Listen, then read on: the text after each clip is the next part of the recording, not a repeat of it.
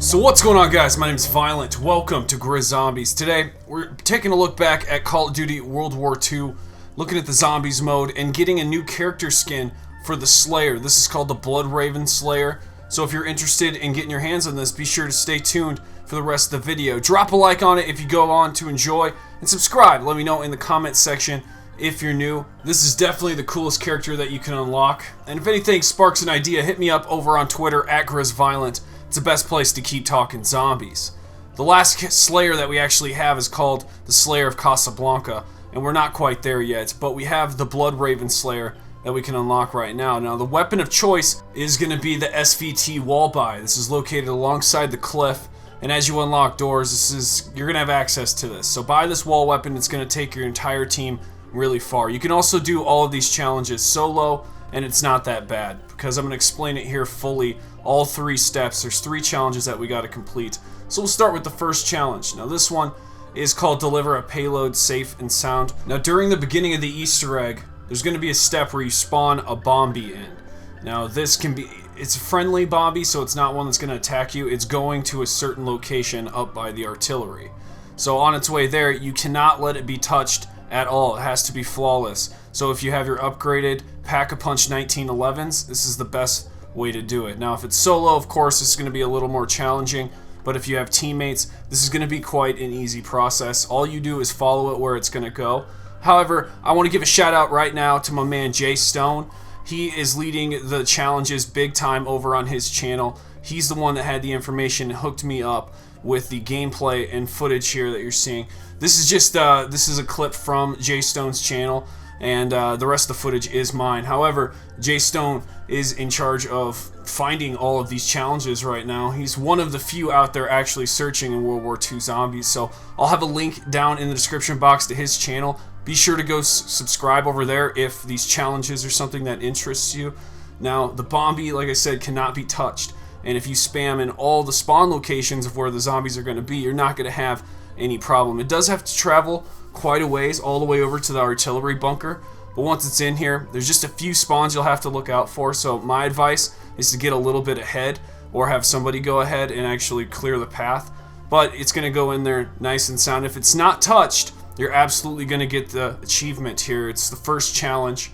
Deliver a payload safe and sound. And that is 1 out of 3 challenges. You are well on your way now to getting the BloodRaven Slayer. So that was probably the easiest challenge. We're going to move into the second challenge, which is absolutely the hardest one of all 3 of these. It's called Measure Twice, Fire Once, Repeat.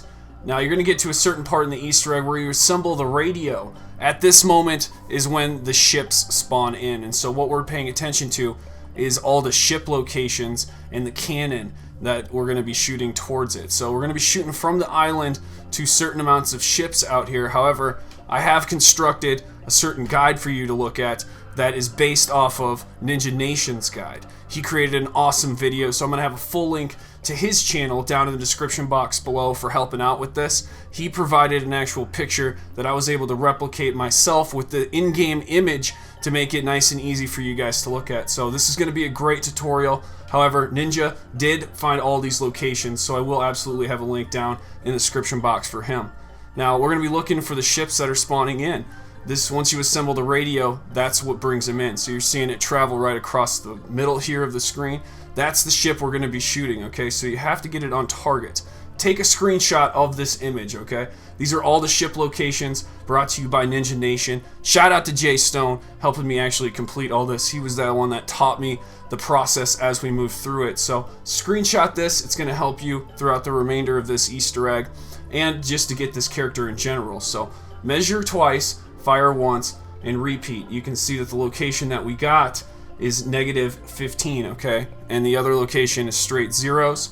And that is because on the map, that's the position it showed right there, okay? That's where the ship is located. And that's what you're going to be measuring to get these perfect shots, because you can't miss a shot. Those are the locations of all the ships that we know of right now. And I believe that is actually all the locations. I've added one more that's not on Ninja Nation's list into that image, and that's over on the right-hand side.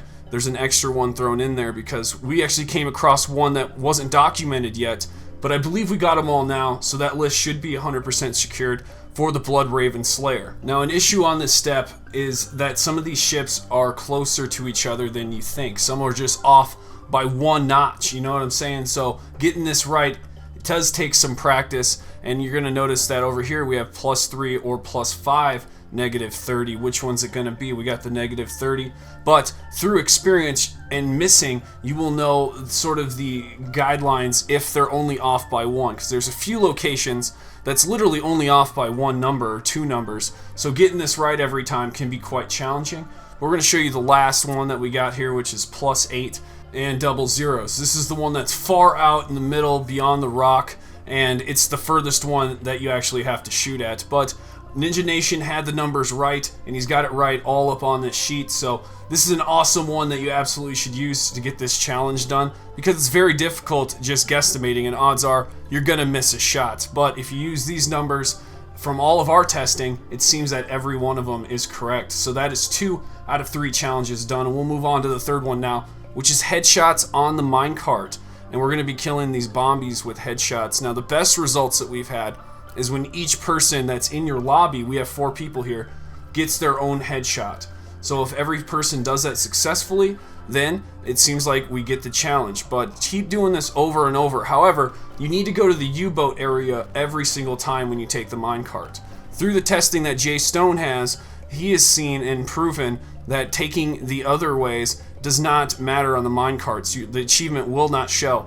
But if you take it from the U-boat area down to the shore, it seems to work every single time, and he's gotten like 4 or 5 people this achievement, so he would know.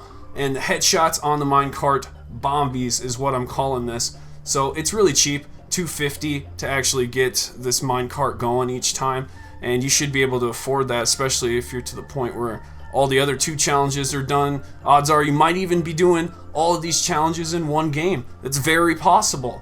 But something we noticed, especially in this gameplay here, is that we got the achievement right away. That was only the first and second bombie that we shot down, and we got the actual challenge. Now, what I think happened here, possibly, is that we're dropping the bombs off the bombies.